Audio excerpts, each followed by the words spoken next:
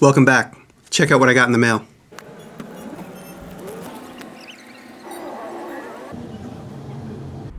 A big thank you to Nick Offerman for mentioning me in his book. He also mentions Taylor, my girlfriend, David Welder, and the Making It podcast. A little secret, Nick is going to be on the Making It podcast this Friday. Please tune in. I think you'll enjoy it. You guys remember a couple weeks ago my buddy Mark gave me this chunk of alabaster? When it's polished, you'll get more like that. Damn. It's actually what they used to make lights out of. I threw it on the lathe. I was being a little timid. I only went to about a half-inch thick here. I just didn't know what to expect, so I didn't want it to blow apart on me. When you put this little tea light in there, this glows beautifully. So check that out on Make Channel tomorrow. This is going to be my Make Channel video tomorrow.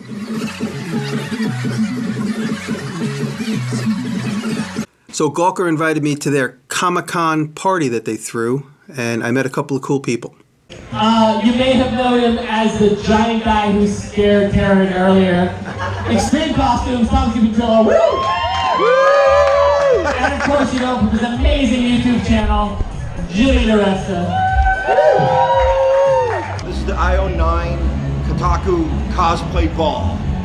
We're at the cosplay ball, and I just met Tom. Tom DiPatrol from Extreme Costumes. And you were walking around tonight in that huge thing. Character's name is Reinhardt from the video game Overwatch. And how old is that costume? San Diego, I had an alternate version of it, but he wasn't epic. So then we had to go back. I had to make some new legs, up the thighs, change the forearms, change the biceps, change the head, change half the back. Wow, but it looks like it's made out of foam. Oh yeah, it's basically EVA foam. EVA foam, how do you attach it? How do you glue it together? Contact? Contact cement, hot glue, zip ties if the case needs. Right, whatever the job requires. Because sometimes you need the right material. And how long will a costume like that last with just general wear and tear, which seems to be pretty heavy? Well, every use requires some maintenance. Right. Tonight I broke something. The part where I hold on to the right wrist, because the hand pivots when I pivot, and then also the fingers are controllable, and then I also have to control the elbow movement, and the exact point where all that connects snapped. Oh, bummer. Well, it's about half broke. I can probably fix it. Do you have another appearance tomorrow? Well, we're going to be going to New York Comic-Con. Comic-Con is right now for how long? Well, Thursday, Friday, Saturday, Sunday. Well, Tom, great to meet you. I'm going to look you up. Check it out on Extreme Costumes. Extreme Costumes. Thank you, bro. The reason I was there at the Gawker party was to judge the costume party that they had. And I found out Jacob LaRocca, a friend of mine that I met at Maker Faire a couple years ago, was the reason I was there. He suggested that I be on the panel because of my technical know-how. So thank you, Jacob. And check out Jacob's stuff. So I like to go to Comic-Cons and fix other people's costumes. Right on. And how did you start doing it? I basically wore a costume too many days at one of the conventions I went to, and so it got a little smelly. And I realized that... But yes, I do actually carry Febreze.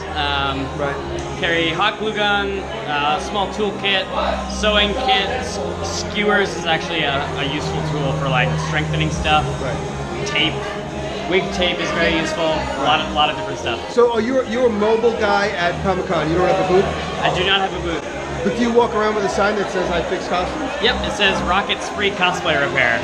So we met a couple years ago at Maker Faire, and you were a very specialized artist when we first met. Yeah, I make sculptures out of duct tape, and only duct tape. Right on. And can people find those pictures somewhere? They can. If you go to rocket-props.com, you can see pictures of my sculptures. Right on. One of them is a 23-pound model of Serenity from Firefly. I'm dressed as Milo from the Disney movie Atlantis. And this is the prop that I made to fit our phones in. Oh, that's cool. So that way, if I don't want anything in my pockets, I just stick it in there and carry it around. That is awesome. What is this made from? This foam? is made from EVA foam. Yep, EVA foam. There's a wooden dowel right here. Rocket Props is my YouTube and my Instagram and my Twitter. And rocket-props.com is my website. Right on. Thank you. Thanks. This week at school, I taught the students a little bit about package construction. It's really just an introductory class. Package construction is a very important aspect of a graphic designer's ability, and it's something that if you're out there and you're a graphic designer, it's extremely important that you dissect packages, learn how they're made, tear them apart along the glue lines, understand their relationship to the graphics, to the die lines, how they fold up, and how to innovate. So I'm gonna slam this on the table, and when I do it, everybody go, ah. Ah. Well done. Everybody get a prototype package this week. Okay. Very good. That's the boat. Guys, remember I made a pair of hinges out of stainless steel for my friend's boat?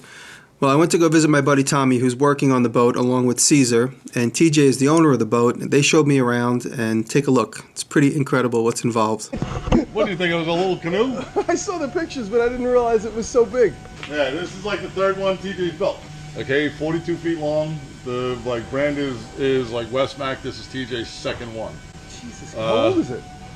I'm not exactly sure. TJ's right around the side. Damn, this is a lot of work, man.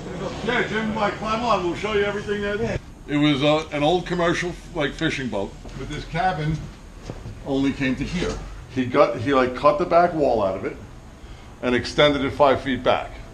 Wow. Because now it's going to be more of a tuna fishing boat. Right. Okay, Caesar likes fishing tuna as the way to like giant tuna, just like on that TV show. Now, do you build these holes to the windows existing, or do you have the windows cut and made for your holes? We have the windows made for the holes. Nice. We actually make templates. Right. And That gives you the freedom to do whatever you want. Yeah. Arrange it however you want. Yeah. And then you got everything down there. Okay, we're gonna put head and a shower over here, a bunk, and then something over there. Wow, that's great. That's all like winter projects. We're trying to get the outside closed up. Wow. Kind of took ownership of it last December. Really only been doing weekends. Now, when you extend this, what kind of wood is in here, or is it wood, or is it just fiberglass? I'll show you panels? downstairs. It's foam. Flex system. It's called hull and deck putty. Which is if I took that grinder and ground a bunch of fiberglass and swept up all of the milled. If you mix that with resin, you can make it like a peanut butter. Right. That's what hull and deck putty is. Okay, it's kind of like Gorilla Hair when we were kids. It is Gorilla Hair. It's a new version of it. It's basically a version of Gorilla Hair. Right. The roof extension, TJ made a mold. There's some coring material in this. If you look up into a clear spot, see the honeycomb? Yeah. That's a different type of coring material. It's called nitacorn. So Right. it's got some strength to it. You can Right. actually see it. So, and you'll get a skin glued on top of this, and then you'll start to build it up. I'm gonna get a skin on here and then start bringing it up to these heights right now. Yeah.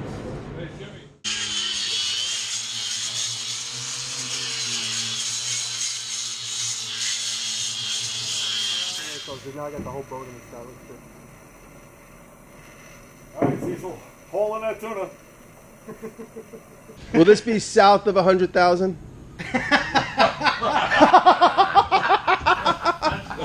You might want to. 100,000 gets the motor.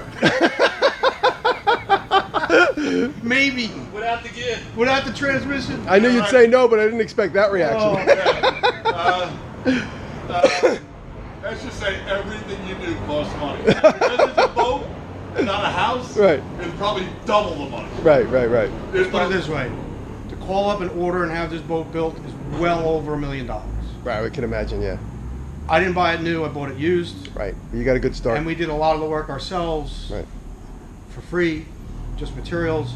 I think when all's said and done, out of pocket to me will be $350. Wow, it's great. It's labor of love. And how much will you be able to sell this boat for? Around that much? The boat will probably be saleable in the $500,000 range. Nice. Like I think somebody would be willing to pay for this boat finished somewhere between $400 and $500. Right, because they don't want to do what you all did. No. Caesar, tell me a little bit about these different materials that you incorporated into the hull of this boat. This is a high density board that's fiberglass reinforced. It's got layers of fiberglass in it. In place of plywood. It's called Kuza. Yeah, Kuz. Instead of plywood, you use this because it's Yeah. water resistant. Right. It's basically. not gonna absorb water. All right. So this is a piece of DeWalt. It's comes in different densities, and when you glass it, it actually creates like an I-beam. Oh, right. And that's what gives it a lot of strength. Right. Same material, it's DeWalt also. This you can actually make turns with it, you know, if you want to do a radius or something. So you fill the curves with like a hull and deck. That's what we do. That's the gray stuff you've been using today? Yeah, we'll shape it, you know, and then fill it, and then glass over it. Right. Wow. Is that in the hull of this boat here, you think? No, this one is actually done with balsa. Balsa wood? Yeah, and No so kidding. is part of the top. The original part of the top is actually a balsa cord. Now balsa has probably the most strength. But, you know, there was problems years ago with balsa absorbing water. You got to keep it all completely encapsulated in fiber. At least 25 years is the last time I saw Tommy. We talk on the phone, we talk through Facebook a lot, but this is the first time we got together, and we had a lot of laughs remembering the old times. Tell everybody who you are and what you do. My name is Thomas Bowker. I'm a boat upper. I've been making stuff my entire life. My first treehouse when I was 4 years old. All right, and where did you grow up? In Woodmere. How far away from me? 2 houses. My neighbor my whole life. I mean, literally 2 houses. Do you remember the sign business that we had when we were Yes. little? I mean, I was the apprentice. I was just a little kid, but Right. How old were you guys when you did that? Oh my God. 10, 11, 12? Him and my brothers had a sign business, and I remember our first product defect. These guys made everything out of flake board. Do you remember? Yeah. They hand carved signs to everybody's houses, and they started coming back. We had to do a recall. They started coming back all swollen and waterlogged. You remember that? Yeah. Oh, you want a good wood? Oh, that's extra. Yeah. So that was really honestly one of the very first memories I have of like a product defect of being like, oh man, we got to be more responsible with the materials. We Yeah. Right. And then my grandfather gave me the bright idea. He says, well, go around to like all your neighbors and just cut their addresses out this way they can't say no. That's a great idea. Yeah. Okay. Look, it's your sign. You already made it. And how much money did you guys bank, do you think? I don't know. I think I lost about $1 million. That was my first $1 million loss. Well, and then also John had the plastic falling off of his signs because he didn't use enough glue. That's right. That's so funny. Yeah, that was the second product recall. Him and John made sunglasses out of plexiglass. Remember that? Yeah. You guys were baking plexiglass and sticking them in a mold. Yep. And it would be like you were looking through a fish tank. Hey, We tried.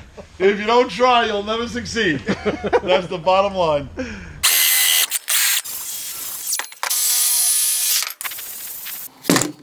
I finally got back in touch with DeWalt. They sent me a bunch of stuff in their FlexiVolt line.